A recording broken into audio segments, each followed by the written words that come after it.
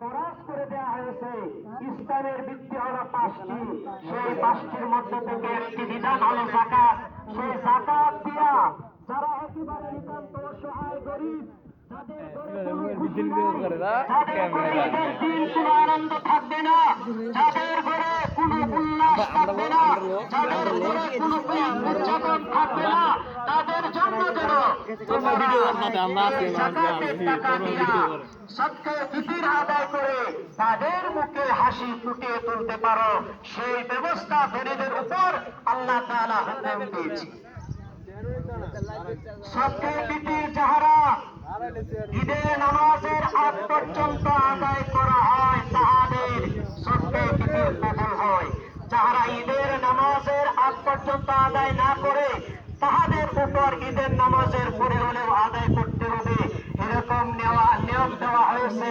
কিন্তু তাদেরটা কবুল ব্যবধান রয়েছে। যাই হোক, আল্লাহ রাব্বুল আলামিন আমাদের সকলকে যথাযথভাবে আমরা অনেকে সৎকার ফিতির আদায় করে এসেছি। যাহারা গরিব আছে তাদেরকে আমরা সৎকার ফিতির দিয়েছি, বিভিন্ন দান খয়রাত দিয়েছি,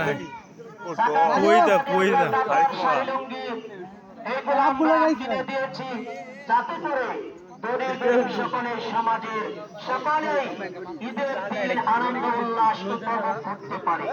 আল্লাহর রাসূল সাল্লাল্লাহু আলাইহি ওয়াসাল্লাম বলেন, যদি তোমাদের সমাজে তোমাদের এলাকায় কোনো গরিব লোক থাকে, দরিদ্র লোক থাকে, আর তুমি যদি গোশতের তরকারি দিয়ে ভাত খাও, তাহলে তোমাদের গোশতের তরকারির মধ্যে একটু বেশি করে চুন দিয়ে